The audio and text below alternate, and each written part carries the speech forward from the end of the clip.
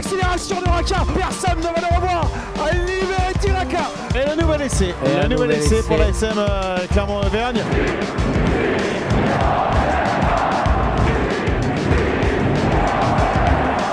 Salut et bienvenue dans l'épisode 8 de la saison 2 du podcast Ici Montferrand, le podcast qui s'intéresse à l'actualité de l'ASM avec aujourd'hui Christophe Buron, Fred Vernat et Jeff Nunez. Messieurs, bonjour.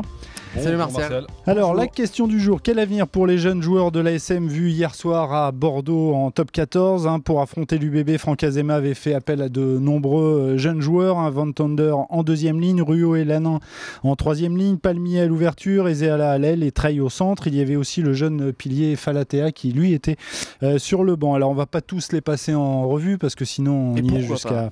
Ouais, mais quand même. Dans le lot il y a quand même des joueurs qui ont pas mal de temps de jeu, je pense notamment à Van Tonder et Ezeala. Je vous propose de nous intéresser à ceux que l'on voit peu, comme Palmier, Treille et Lannin, Clément, parce qu'il faut pas oublier qu'il a un frère qui joue aussi. Qui lui ressemble beaucoup. Voilà, on commence avec Clément Lannin qui, à mon humble avis, s'est montré plutôt à son avantage face aux Bordelais. C'est aussi ton avis, Christophe ? Tout à fait, ouais, je crois que tout le monde a vu le même match. Tout le monde est d'accord là-dessus. Dans un registre un petit peu à l'anglo-saxonne, je trouve ce garçon a des qualités à la fois dans le combat, de vrai guerrier, ce qui n'était pas évident jusqu'à maintenant sur ce qu'on avait pu voir, notamment en espoir. C'est des joueurs qui étaient à l'aise, comme son frère. Mais là, je trouve qu'il a été présent dans le combat et dans les affrontements, dans un contexte hyper compliqué, dans la mesure où c'était une équipe, on l'a dit, remaniée. 13 changements, c'est ça, par rapport au match de Montpellier. Et face à une équipe de Bordeaux qui était rentrée sur le terrain pour marquer 5 points, pour marquer son territoire et confirmer... Et qui marche sur l'eau depuis le début de saison.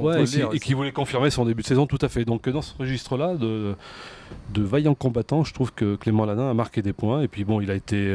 c'est le joueur qui a, je n'ai pas les stats, mais qui a été le plus sollicité dans l'alignement. Il a fait 0 faute, sauf la première touche, je crois, où il n'y a pas eu un manque de communication. Mais sinon, il a plutôt été propre dans ce jeu aérien.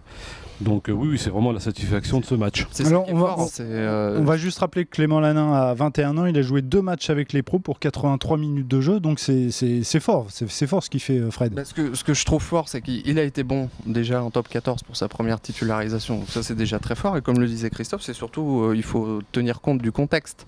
Ceux qui l'ont peut-être été moins finalement, est-ce qu'on peut en tenir rigueur à, je sais pas, un Palmier par exemple, qui a été peut-être un petit peu moins à son avantage, mais vu la difficulté du contexte, la difficulté du match, c'est un tel adversaire à l'extérieur avec une équipe très remaniée, c'est difficile de tirer des plans sur la comète, en tout cas de tirer des conclusions définitives sur ce joueur. Jeff, tu voulais intervenir. Clément Lannin, tu le connais, tu suis pas mal je suis les espoirs. Alors il y a Clément et Thibaut, alors c'est très difficile de les différencier quand ils sont tous les deux sur le terrain. Alors l'un met un casque bleu et l'autre un casque gris. Mais c'était bien Clément qui était hier, il y en avait qu'un et il n'avait pas de casque. Et pour rebondir sur ce que disait Christophe, oui, un profil un peu à l'anglo-saxonne, et puis il a quand même été à la conclusion aussi d'une action particulièrement bien maîtrisée, parce que son essai, il y a le ballon porté, certes c'est lui le dernier porteur, mais il a quand même 2 Girondins à dépasser pour aller dans l'embut. Il y a Paiva et le retour de l'arrière, me semble-t-il.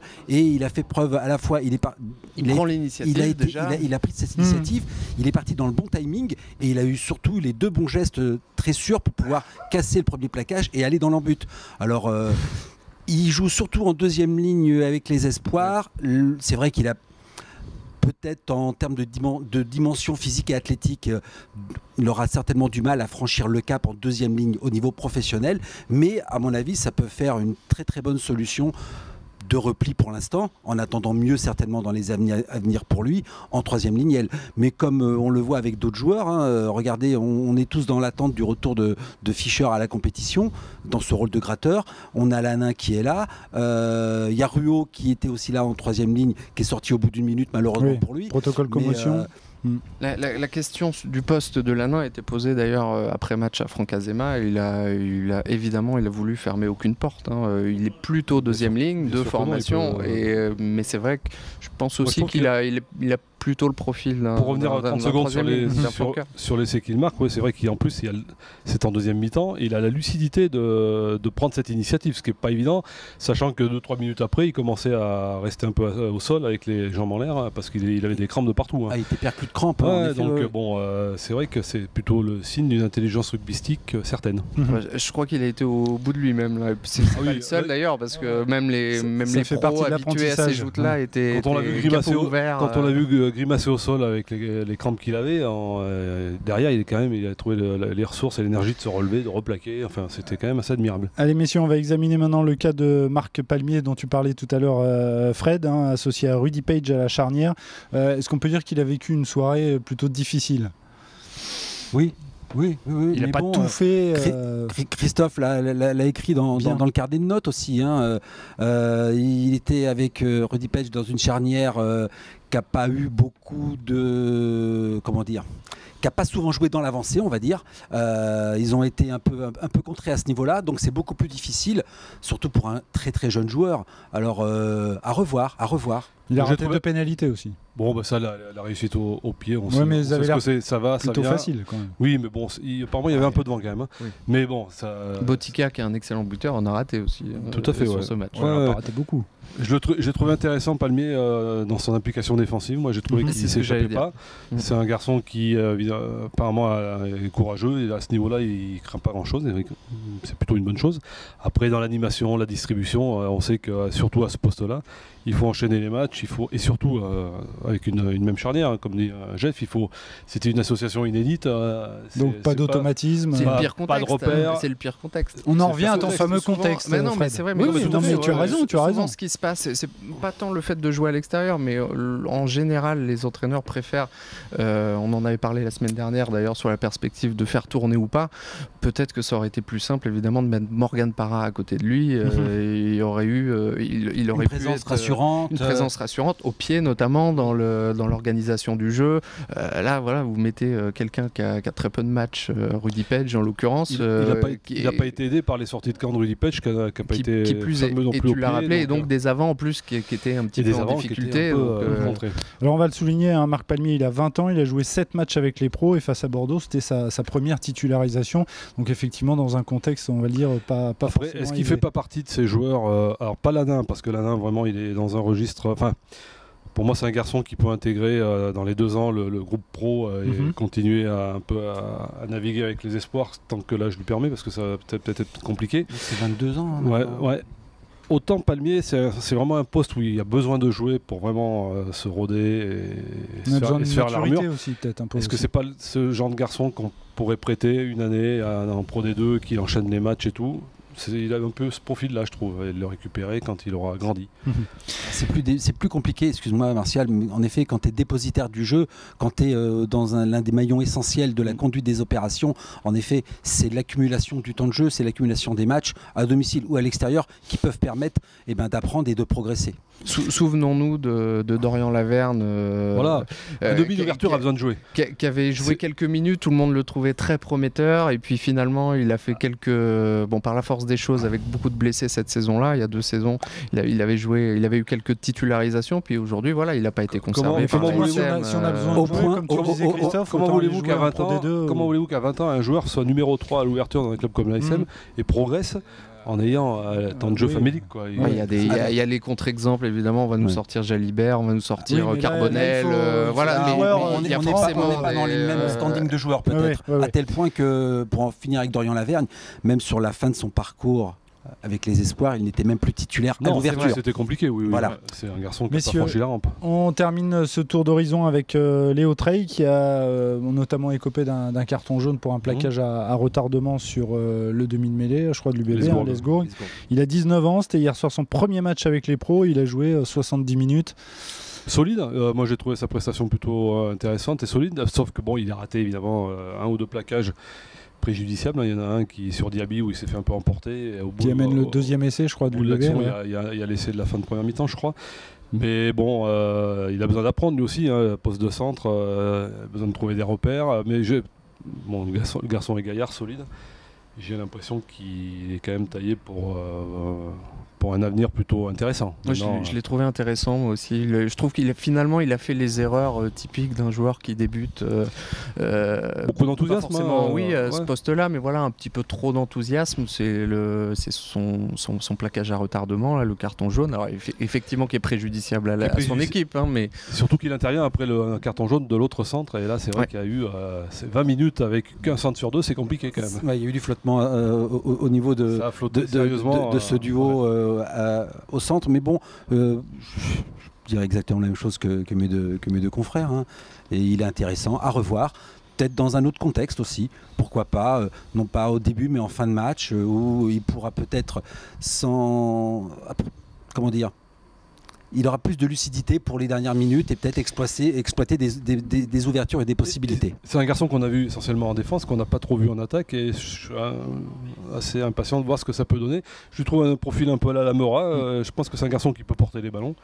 Il est quand même solide. Ouais, gros volume de jeu, je pense. Et c'est un domaine, un secteur, on l'a pas trop vu hier, hein, parce que le contexte ne s'y prêtait pas. Alors, tu m'excuseras, Martial, mais je me permettrai de rajouter 2 noms à ta liste de jeunes, mais qui sont déjà confirmés. Mais je trouve que Falatea et Ezeala, alors à des postes très différents pour le coup, mais alors là, on a passé le stade de la découverte. On est au stade de la confirmation. Ezeala, je crois qu'il a plus de 460 minutes de jeu. Ezeala, on est dans le rayon du vieux Giscard maintenant même. Jeunes et que je les trouve, de plus en plus intéressants de match en match. Mais alors une dernière question avant de clore ce débat. Vous parliez tous les trois de contexte avec raison, mais justement est-ce qu'il fallait les envoyer dans cette galère? Parce qu'on c'était pas une galère vu que ils le diront jamais, mais c'était en prime time face à l'une des meilleures équipes du top 14 à l'heure actuelle. C'est une impasse qui dira jamais son nom, surtout pas du côté de l'ASM, qui était assumée. La preuve, c'est qu'ils avaient fait les changements. Oui, on prépare l'avenue de Lyon, c'est clair. À aucun moment ils ont dit on va à Bordeaux pour gagner à tout prix. La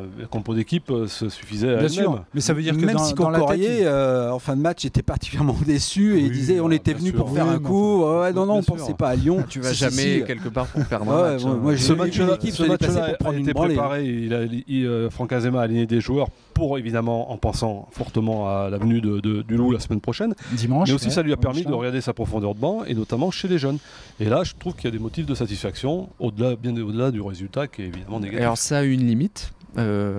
Franck Azema l'a quasiment soulevé de lui-même après match, c'est que maintenant ça met quand même une petite pression supplémentaire sur l'ASM vis-à-vis de la venue du Loup dimanche. Là, il faut pas se rater. Il faut pas se rater.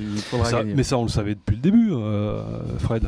Non, parce que même avec une équipe type, parce que la victoire était tout à fait envisageable, je pense, à l'UBB avec une équipe type. Et du coup, je pense que ça met c'est un choix qui est logique, mais vous m'empêcherez pas de penser que ça met une petite pression supplémentaire sur la venue du Loup dimanche. Ce qui veut dire que s'ils perdent contre le Loup, ça sera... Le choix fait à Bordeaux aurait été mauvais donc. C'est ce que tu veux dire? Non, moi pas du tout. Je pense pas parce que ça a permis aussi à Franck Azema, Didier Besse, Xavier Sadourny et Bernard Gouta, attention, de voir sur qui ils pouvaient compter. Et ça, c'est pas anodin parce que les internationaux vont certes revenir un jour ou l'autre, mais ils vont peut-être avoir aussi quelques jours de repos. Il va y avoir à nouveau le tournoi dans quelques mois. Qui vont revenir, là. Il va y avoir aussi le tournoi dans quelques mois, les sélections, les plages internationales. Voilà, ça leur offre 2, 3, 4, 5 pistes, non. Fred parlait de Samuel Ezeala, dont on n'a pas parlé. Moi, j'aurais envie de parler d'un Van Tonder, d'un Fischer. Voilà aussi qui sont. C'est des joueurs un tout petit peu plus affirmés quand même. Un joueur qu'on a déjà joué. Surtout Fischer qui est un peu plus affirmé. Et puis un qui a. C'est ce que j'ai dit en début d'émission. Mériterait d'être vu. Jeff. Si. Et un qui, à mon avis, mériterait d'être vu à ce niveau-là, c'est le Sandvili. Oui, mais blessé. Allez, messieurs, on va clore le débat ici. On reprendra plus tard. Et surtout, merci d'être resté poli et courtois. Hein, ce qui n'a pas été le cas de tout le monde le 5 octobre dernier lors du match ASM Montpellier. Il y a eu des incidents au retour des équipes au vestiaire à la mi-temps. Résultat, une petite convocation. J'ai vu ça devant la commission de discipline. Ce sera mercredi. Les représentants des deux clubs devront s'expliquer et des sanctions pourront être prononcées. Je trouve que c'est l'excès de zèle des fois de la commission de discipline. Pensez qu'on en fait trop de ce côté-là. 2-3 mots gentils de à son homologue qui a surtout, c'était Galtier, hein, c'est ça, il me semble. Non, c'était pas Galtier qui l'avait provoqué. Non, c'est Guicelli, c'est le talonneur de Montpellier. je pense qu'il y a un peu de chambrage. Parce oui, que, des deux côtés. Parce que Micheli vient de rater. Il vient de rater le lancer à 5 mètres de l'embut Clermontois. Je pense que tu as déjà dû lui rappeler. Bien joué. Bien joué. Voilà, Well done. ce sera donc examiné mercredi. Messieurs, vous écoutez Simon Ferrand, le podcast qui s'intéresse à l'actualité de l'ASM Clermont. Dans quelques minutes, le quiz, mais tout de suite, c'est l'heure des tops et des flops. On va faire vite parce qu'on est un petit peu à la bourre. Christophe, ton top? Mon top, c'est l'équipe du Japon, bien évidemment. Heureusement que tout le monde est d'accord là aussi. Heureusement, oui. Heureusement que le mon top d'ailleurs. Ouais, non, t'avais qu'à arriver à l'heure. Heureusement que le Typhon nous a pas entraîné l'annulation de ce match formidable qui a été Japon-Écosse, parce que même les Écossais ont fait plutôt un bon match. Bon, ils ont été débordés par la vitesse et l'enthousiasme de ces Japonais. 28-21, c'est ça le score? 28-21, mais ce jeu c'était vraiment juste stupéfiant. C'était de la vitesse, de la gestuelle, de la dextérité technique. Par moments, ce sont de vrais acrobates, les Japonais. Oui, tout à fait. Ils savent prendre. Il n'y a pas un ballon qui tombe. Voilà, ça prend des intervalles et tout, et ça joue sans arrêt. C'est une machine perpétuelle. Alors, des Écossais qui sont peut-être aussi trompés de tactique en première mi-temps. Peut-être aussi, oui, complètement. Oui, mais si on a des choses avec cette équipe japonaise, c'est de lui rendre le ballon. Tout à fait. Et ils ont fait que ça. Beaucoup d'observateurs. Là, la paire d'Edlo Russell n'a pas été bonne, parce qu'ils ont arrosé, ils ont rendu les ballons. Beaucoup d'observateurs, et j'en connais, je ne citerai pas de nom, mais avaient des doutes par rapport à l'exploit réalisé par les Japonais contre l'Irlande. Ce match-là a au moins eu le mérite de confirmer que c'était absolument pas un hasard et que s'il y avait une victoire contre l'Irlande, elle a été plus que confirmée par le jeu contre l'Écosse. Et je suis très curieux de voir ce qui va se passer contre l'Afrique du Sud en quart de finale. Fred, tu gardes la parole. Je voulais mettre le Japon, mais donc on m'a piqué mon top. Mais je vais saluer Franck Azema quand même, malgré tout, parce que c'est absolument pas contradictoire avec ce que je disais un peu plus tôt, mais je trouve que c'est un choix audacieux qu'il a fait dans sa composition d'équipe à l'UBB. Il avait la possibilité de tourner, de lancer des joueurs, mais peut-être pas de tourner dans cette ampleur. 13 changements. On ne s'est pas trop penché sur les statistiques. Je ne suis pas sûr que Franck Azema, dans son air, il ait souvent fait 13 change-t-il dans sa composition d'équipe d'un match sur l'autre. C'est pas fréquent. Donc il y a eu un choix fort de fait. Sera-t-il payant? Je vous donne rendez-vous dimanche. Mais pourquoi tu veux relier ce match parce que à la venue du loup? Pour moi, résultat. Parce qu'évidemment qu'il a été fait. Enfin, il y a cette gestion, c'était pour préserver les cadres. En vue de la venue du loup. Et s'il n'y a pas la victoire derrière, s'il n'y a pas la victoire contre le loup, malheureusement, c'est un choix qui s'avère perdant, je pense. Non, parce qu'il ne remet pas en cause. Je suis d'accord avec Jeff. C'est pas dit qu'avec l'équipe type, ils auraient été marchés sur la tête des Girondins, surtout en ce moment. Voilà, on va arrêter là. Jeff, ton top, s'il te plaît. Mon top, c'est les Canadiens. Voilà, alors eux... Pas sur le terrain. Non, pas sur le terrain, mais en dehors du terrain. Contrairement à... Extra-sportif. Extra-sportif, voilà. Leur match contre la Namibie, me semble-t-il, n'a pas pu avoir lieu, comme celui Angleterre-France et Nouvelle-Zélande-Italie. Et les Canadiens, ils sont sortis dans la rue à Kamaishi et puis ils ont aidé la population à nettoyer les rues, à nettoyer les salles, nettoyer les garages, retirer la boue. Couper des arbres, c'est normal. C'est bravo à eux. Un entraînement. J'ai qu'un mot, bravo à eux. D'autres, ils n'ont pas joué, ils sont peut-être rentrés chez eux. Eux, ils sont restés un peu plus longtemps, puis ils ont donné un coup de main à la population qui était en totale souffrance par rapport aux événements climatiques qui se sont déroulés. Et ce qui me permet aussi de mettre un petit tacle, j'ai vu sur les réseaux sociaux, bravo aux Canadiens, les valeurs du rugby. Non, c'est pas les valeurs du rugby, c'est simplement des valeurs humaines. Merci. On est au-delà des simples valeurs du rugby. Les valeurs du rugby, ça fait bien longtemps, et Christophe Christophe va pas me démentir. Ça fait bien longtemps que les sacro-saintes valeurs du rugby, elles ont disparu. Mais ça sera un autre débat. On fait plein de débats. On joue avec. Qu'on a droit à faire la grimace. Elles sont parties avec la cuvette quand on a tiré la chasse. Ton flop. Comme on fait un podcast, on pourrait faire un podcastre. C'est l'équipe de Castres qui, bravo. Pour moi, est sur une mauvaise pente. Déjà, je n'aime pas en haute estime le nouvel entraîneur. J'attends de voir un peu ce qu'il peut apporter dans une écurie qui est censée jouer le haut du tableau, qui s'appelle Régirdo. Mais j'ai rarement vu une équipe de Castres si peu concernée par un derby, parce que là, c'est un vrai derby avec le Stade Toulousain. C'est pas pour rien que Castres... embêté, pour pas dire autre chose, le Stade Toulousain depuis de nombreuses années, que ce soit ou à Ernest Avalon ou à Castres. Là, je les ai trouvés vraiment fades et pas dans le coup, vraiment pas dans le coup. Et pour moi, cette équipe de Castres va pas avoir du mal cette année. Fred, ton flop. Alors mon flop c'était quoi déjà? C'était les commentaires Japon, justement le Japon, la Coupe du Monde au Japon et ce fameux typhon qui a empêché la tenue de quelques matchs, mais c'est surtout les commentaires qui ont été accompagnés de ces annulations en Christian amont. Jean-Pierre va prendre cher. Non, pas Christian Jean-Pierre, non, je pense aux fédérations écossaises, à la fédération écossaise notamment, je pense à Sergio Parisse notamment. Alors il a fait son mea culpa depuis dans les colonnes confrères du Middle. Voilà, ils regrettaient tous de ne pas pouvoir. Je comprends la frustration des gars de ne pas pouvoir disputer ce dernier match. Mais les Italiens quand même. Mais pensons juste. Non, mais il faut surtout se mettre à la place des Japonais. Je parle de la population civile, de la catastrophe, C'est World Rugby qui mérite un carton. Tout ce qu'on peut dire par-dessus ça, pour moi, est du saut de l'indécence. Plan B au plan C. Il fallait qu'un plan B. On aurait dit la France en demi-finale en 2003. Tout ce qu'on peut dire là-dessus est du saut de l'indécence. On parle d'un truc qui n'est pas arrivé depuis 50 ans, qui n'arrive jamais. À la limite, la seule critique valable vis-à-vis de World Rugby, parce que c'était essentiellement World Rugby qui était dans l'œil du cyclone, sans mauvais jeu de mots, c'était d'avoir attribué cette Coupe du Monde au Japon à cette période-là. Là, effectivement, on peut dire... ça t'arrive une fois tous les 50 ans, donc il y a quand même les planètes n'ont pas été alignées. On pouvait très bien... Tu avançais la Coupe du Monde d'un mois, non, c'est tout à fait envisageable, et il y avait moins de problèmes. Ça touche combien de kilomètres carrés? Il fallait un plan B et envisager un repli. Encore fallait-il savoir la trajectoire du typhon en lui-même, qui peut être aléatoire. Il suit pas le bus quand même. Moi, ce qui m'a étonné, je l'ai écrit dans nos colonnes, ce qui m'étonnait, c'est que tout le monde s'est improvisé météorologue par rapport à ça. Il y a quand même des spécialistes, il y avait des enjeux financiers qui sont très importants, on va pas le nier. Donc si on a annulé des matchs, c'était pas pour faire plaisir aux Français ou aux Anglais qui allaient se reposer. Imaginons que Beauphilippe passe sa pénalité, donc on perde contre l'Argentine, et que l'Angleterre-France soit annulée, alors que dont le résultat dépendait de la qualification.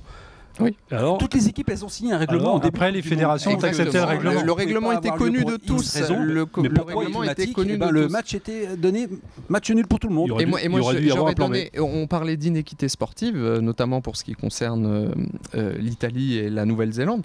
L'inéquité, pourquoi pas, sauf qu'en fait, les deux équipes ont affronté exactement les mêmes équipes. Donc il y a une équipe qui a fait un meilleur parcours que l'autre. Donc il n'y a pas c'est pas illogique. Sauf que l'Italie est éliminée en ayant réussi sa meilleure première phase de l'histoire, effectivement, avec 2 victoires nulles et des et la France est invaincue au premier tour, ce qui est totalement... Heureusement que je vous ai demandé de faire court. Ton flop très rapide, Jeff. Le Racing, voilà. Merci, au revoir. Parce que ça part en travers. Oui, excellent. Non, mais c'est bon. Tout est dit dans le dernier match nul à domicile. Bravo à Bayonne, d'abord. Allez, mais Racing, c'est Agen. Oui, Agen. Bravo à Agen. Mais Bayonne avait gagné. Bayonne avait gagné. Bravo à Bayonne qui avait gagné et Agen qui a fait match nul 27-27. Voilà. Ce podcast est bientôt terminé, mais avant de victoire du tiers état, comme dirait. Place au quiz. Coupez-leur micro. Donc pour débuter, je vais vous demander, messieurs, de trouver le nom d'un joueur à travers son parcours. Je vous donne une liste de clubs et cette liste correspond à un joueur français. Alors si je vous dis Dax, Clermont, Magne, Biarritz et Grenoble, vous me répondez. C'est pas Magne, c'est pas Alexandre. Fabien Alexandre. Eh oui, mais tu as été coiffé au poteau par Christophe. Fabien Alexandre, effectivement, troisième ligne, qui a été champion du monde des moins de 21 ans en France en 2006. Tout à fait. On va maintenant jouer au jeu de la charade. Il y a longtemps qu'on n'a pas joué. T'as tout creusé la tête là. Là, attends, on va voir. Ça donne la chance à tout le monde. Alors, pour découvrir mon premier, il vaut mieux le garder. Alors, c'est un ancien joueur de l'ASM Clermont. Hein. Mon deuxième est un chiffre coincé entre 1 et 3. C'est pas trop dur. C'est bon, tu l'as? Oui. Debert. Non. Et mon troisième est un vieil instrument de musique. Cap de Vielle. Bravo. Il faut mieux le garder, le cap, entre 1 et 3, 2, et le vieil instrument de musique. Merci Carambar. Cap de Vielle. Je sais plus quoi inventer pour que je gagne. Mais il faut donner la chance à tout le monde. Allez, je propose maintenant de jouer au jeu des enchères. T'as joué la dernière fois, Christophe, t'as failli. J'ai failli. À un prêt. Donc je vous demande de citer des joueurs de l'ASM actuels ou anciens, attention, dont le nom de famille commence par la lettre R. Alors, moi j'en ai 14. Il y en a peut-être plus, mais j'en ai 14. Alors, pas de nom pour l'instant. Hein. Vous allez me dire, chacun votre tour, combien de noms de famille vous êtes capable de me citer. Celui qui gagne les enchères pourra donc se lancer. Alors, il y en a 14. J'en vois un. Allez, Qui commence donc, Fred, non, Jeff, tu dis Jeff, 1. Je commence par 1. 2. Ah bah, trop facile. 14. Je vais dire 5. 5. Jeff, tu surenchéris ou pas? Non, parce que j'en suis toujours à 1. Fred? Je suis bloqué à 4. C'est vrai. J'en ai 4. Moi, je vais te dire si peut-être que le mieux, c'est qu'il n'y a pas, quoi. Non, en plus, t'as intérêt d'être bon parce que j'ai carrément oublié la liste, hein, donc je l'ai pas. J'en ai même pas 5 là. Pas préparé. Hein. Allez, 1, 2, 3. Bah, Christophe. 5. Vas-y. Il y en a un qui est facile, il en fait 2. Il y en a un qui en fait 2. J'en ai 2 qui font. J'en ai même 2 qui font 4. Ah bah si. J'en ai 2 qui font 4. Allez, vas-y, Christophe. Bah oui, Aurélien et Jacques Rougerie, voilà. Donc ça fait 2. Bertrand Rioux et son frère Franck Rioux. Oui. Après, bah, il en manque un. Marc Reynaud. Roro, par exemple. Raka. Allez, Raka. Voilà, donc bravo, c'est bon. J'étais loin. Allez, on termine. Et puisque la France affrontera ce week-end le Pays de Galles en quart de finale de la Coupe du Monde, je voulais évoquer un certain Stephen Jones qui a fait le bonheur de l'ASM entre 2004 et 2006. Je pensais que qu'il avait passé plus de temps à l'ASM. Non. Et lors de sa première saison sous le maillot jaune et bleu, l'ouvreur gallois a terminé deuxième meilleur réalisateur du top 16, parce que c'était le top 16 à l'époque, avec 315 points. Qui est celui qui, cette saison-là, a fait encore plus fort? Dans un autre club, donc. Ah ouais. Dambiel. Je confirme. Dambiel, il l'a trouvé. Jean-Baptiste Dambiel qui jouait à Auch. Et il avait inscrit cette saison-là 361 points. Magouille. Dit Flamby. D'ailleurs, non, c'était un hyper végétatif. On m'a expliqué des choses. C'était ça y est, c'est reparti. On est quand même loin du record des 402 points de Maxime Petitjean en Pro D2. Mais ce n'était que la Pro D2. Voilà, ici mon Ferrand est terminé. Je vous remercie beaucoup. Vous pouvez télécharger cet épisode sur les différentes plateformes. Vous pouvez aussi nous suivre sur les réseaux sociaux et sur notre page et sur notre chaîne YouTube. Messieurs, merci beaucoup et à lundi prochain. Merci. Ciao. Merci, à bientôt.